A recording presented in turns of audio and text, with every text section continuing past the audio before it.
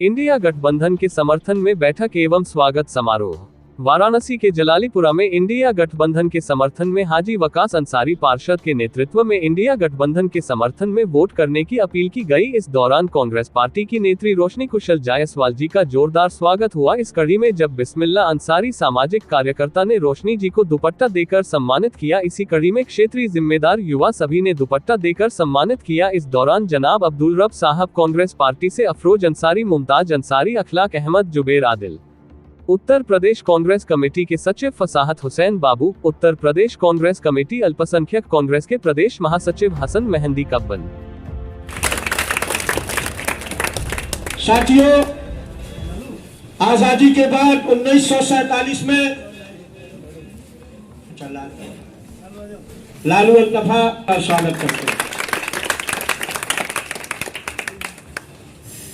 साथियों, आज देश की सत्ता में जो लोग बैठे हैं वो सवाल पूछते हैं कि कांग्रेस ने देश में 70 सालों में क्या बनाया। कांग्रेस ने तो पूरे देश का जो ढांचा खड़ा किया, हम अगर किसने बनाया, आरबीआई कोल इंडिया किसने बनाया, एनटीपीसी, एम्स, आईआईटी, यूनिवर्सिटीज, तमाम चीजों का निर्माण किसने किया। इसलिए कि हम गरीब परिवार लोग हैं। हाँ। किसी मर्तबे की ख्वाहिश नामकाम चाहते हैं, जो जमाने को बदल दे वो निजाम चाहते हैं, जो मसरतों से भर दे आपकी जिंदगी का दामन, वही सुबह चाहते हैं, वही शाम चाहते हैं। रोशनी जायसवाल जी, एक शेर के साथ हम आपको बुलाएंगे कि यकीन हो कि ना हो, बात तो यकीन की है। मेरे बदन की मिट्टी इसी जमीन की है, आपको घुसपैठिया बोला गया है ना, कि यकीन हो कि ना हो, बात तो यकीन की है। मेरे बदन की मिट्टी इसी जमीन की है और मेरे वतन के सभी लोग भाई भाई हैं। ये दूरियों की सियासत किसी कमीन की है। मोहतरमा रोशनी जायसवाल। अच्छा, सबने अपना अपना मोबाइल का टॉर्च अपने आप ऑन कर लिया, उसके लिए बहुत बहुत धन्यवाद। नमस्कार, सत श्री अकाल, अस्सलाम वालेकुम। मैं बहुत बहुत धन्यवाद करना चाहूंगी हाजी वकास अंसारी जी का, मुझे यहाँ आमंत्रित करने के लिए। कार्यक्रम की सदारत कर रहे सरदार गुड्डू जी का, हमारे कांग्रेस पार्टी के कद्दावर नेता फसाहत हुसैन बाबू जी का, अफरोज अंसारी जी का, और आप सभी का तहे दिल से धन्यवाद करना चाहूंगी कि आपने अपना कीमती समय हमें दिया। कैसे हैं आप सब? 1 जून का वेट कर रहे हैं सब, और उसके बाद 4 जून को रिजल्ट का। बाहर तो खाली हो रहा। इस बार का चुनाव भारतीय जनता पार्टी और जनता नहीं लड़ रही, इस बार का चुनाव लड़ रहे हैं। इस बार का चुनाव भाजपा और इंडिया गठबंधन नहीं, इस बार का चुनाव भाजपा और जनता लड़ रही है। क्योंकि जनता पूछ रही है कि आपने नारा दिया था सबका साथ सबका विकास, सबका विनाश हो गया है। सबका साथ सबका विकास नहीं, सबका साथ सबका सत्यानाश किया है भारतीय जनता पार्टी ने। इन्होंने क्या नारा दिया था? अच्छे दिन आने वाले हैं। कब आएंगे? ये नारा मैं याद करवा दूं अंधभक्तों को तो उनको ऐसी मिर्ची लग जाती है जैसे ये नारा साहब ने नहीं, मैंने दिया था। मैं पूछना चाहती हूँ आप सबसे कि पिछले 10 सालों में बुनकर समाज को क्या मिला? अगर आज की बात करें तो सोना 74,000 पार है और चांदी 94,000 पार है। जो चांदी साड़ी में, जरी में यूज होती है, फिर साड़ी में यूज होती है, उसकी वजह से आज हर बुनकर परेशान है, काम ठप है। तो बुनकरों की आवाज कौन उठा रहा है? क्या मोदी जी उठा रहे हैं? बुनकरों के लिए कुछ कर रहे हैं? मोदी जी बेच रहे हैं। बिल्कुल, मोदी जी सिर्फ और सिर्फ देश बेचने का काम कर रहे हैं। वो कहते हैं कि साहब ने चाय बेची है। चाय बेचते हुए उनको किसी ने देखा है? चाय बेचते हुए उनको किसी ने नहीं देखा है, लेकिन उन्हें रेलवे बेचते, रेल बेचते, एलआईसी बेचते हम सब ने देखा है। देखा है कि नहीं देखा है? बिना बीवी वाले इंसान को लोग घर किराए पे नहीं देते हैं। बिना बीवी वाले इंसान को लोग घर किराए पे देश दे रखा है। कभी कहते हैं माँ गंगा ने बुलाया है, कभी कहते हैं माँ यमुना ने बुलाया है। अब मैं कहना चाहूंगी साहब, अहमदाबाद की टिकट कटवाइए, साबरमती माँ आपको बुला रही है। मुझे दुख होता है अंधभक्तों पे, क्योंकि सोना 74,000 पार, चांदी 94,000 पार, और बेटा फेसबुक पे इंस्टाग्राम पे लिख रहा है मोदी 400 पार। आपके मोहल्ले में कुर्सी बेचने वाला आता है, वो पहले चिल्लाता है 400 400 400, लेकिन फिर जब आप उससे तोल मोल करते हैं तो वही कुर्सी आपको 150 रुपए में देता है। मोदी जी इस बार 400 पार नहीं, 100 पार भी नहीं जा पाएंगे।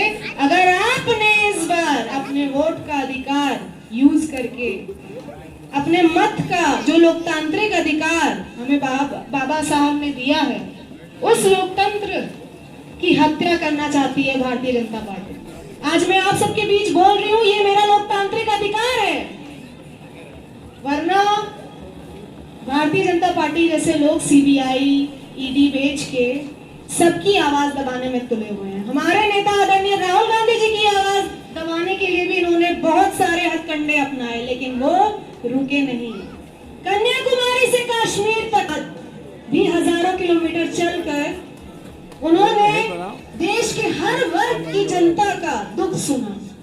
उसी को देखते हुए उन्होंने मैनिफेस्टो बनाया, जिस मैनिफेस्टो में हर वर्ग की जनता के लिए संजीवनी बूटी है। हर महिला के खाते में आएंगे 8,500 रुपए महीना, वो भी खटाखट खटाखट खटाखट। 1 लाख रुपए सालाना से महिला बहुत कुछ कर सकती है। युवाओं को डेटा फ्री कर रहे हैं, युवाओं के लिए रोजगार दे रहे हैं आदरणीय राहुल गांधी जी। जो रोजगार भारतीय जनता पार्टी की नजर में सिर्फ और सिर्फ पकौड़ा तलना है और चाय बेचना है, क्या एमबीए किए हुए लोग, एमबीबीएस किए हुए लोग, आईआईटी किए हुए लोग पकौड़ा तलेंगे, चाय बेचेंगे? मैं कहना चाहूंगी, डूबता होगा तुम्हारे यहाँ चाय में बिस्किट, डूबता होगा तुम्हारे यहाँ चाय में बिस्किट, हमारे यहाँ तो चाय में पूरा देश ही डूब गया। न हिंदू बुरा है न मुसलमान बुरा है, न हिंदू बुरा है न मुसलमान बुरा है, इन दोनों को आपस में जो लड़ा है वो इंसान बुरा है। आप भाजपा के किसी भी नेता को विकास की बात करते हुए नहीं देखेंगे, रोजगार की बात करते हुए नहीं देखेंगे। महंगाई का मुंह तो उनके मुंह से निकलेगा ही नहीं। गरीबी दूर की बात है, भुखमरी दूर की बात है, कुपोषण दूर की बात है। वो सिर्फ और सिर्फ हिंदू मुसलमान में आपको उलझा के रखना चाहते हैं ताकि आप उनसे प्रश्न ना पूछें। सिर्फ और सिर्फ मंदिर मस्जिद हिंदू मुसलमान। आपके देश में क्या चल रहा है? जब मैं देश के बाहर जाती हूँ दूसरे कंट्रीज में, तो वहां के लोग भी यही कहते हैं, आपके देश में तो सिर्फ और सिर्फ हिंदू मुसलमान चलता है। जहां 10 साल पहले हम लोग एक ही थाली में बैठ के खाते थे, हम लोग स्कूल टाइम में, कॉलेज टाइम में, आज अगर आपको एक थाली में खाना है तो लड़कियां और लड़के आपस में पूछते तुम किस धर्म के हो। शर्म आती है मुझे ये सुनकर, शर्म आती है कि खाना साथ में खाने से पहले या उठने बैठने से पहले लोग एक दूसरे से धर्म पूछते हैं। ये सारी चीजें सिर्फ और सिर्फ भारतीय जनता पार्टी की वजह से हो रही है। तो 1 जून को आपके पास हक है, लोकतांत्रिक अधिकार है आपका कि आप इस सरकार को उखाड़ के फेंकें और साहब को अहमदाबाद के लिए रवाना करें।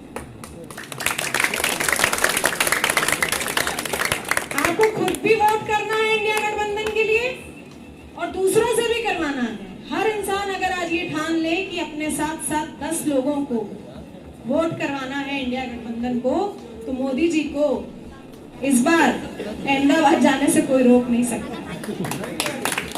वैसे तो उनकी लड़खड़ाती जुबान ये साबित कर रही है, जैसे कि वो कह रहे हैं कि अगर कांग्रेस की सरकार आई तो आपसे आपका मंगलसूत्र छीन लेंगे। 70 साल कांग्रेस की सरकार रही, किससे किसका मंगलसूत्र छिना?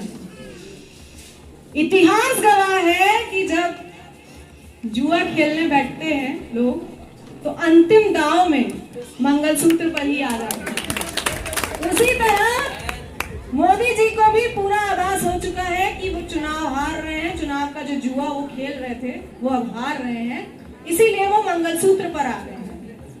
मंगलसूत्र खरीद सकती थी औरतें पिछले 10 सालों में, लेकिन जो गैस सिलेंडर 400 रुपए में बेच रहे हैं, एक महीने के हिसाब से 400 का सिलेंडर अगर आप 1100 का खरीदते हैं तो 700 रुपए का फर्क आता है। 700 रुपए के हिसाब से आपने 10 साल महंगाई के हिसाब से हर महीने का अगर आप एवरेज जोड़ेंगे तो सालाना आएगा 8000 × 10 मतलब 80,000।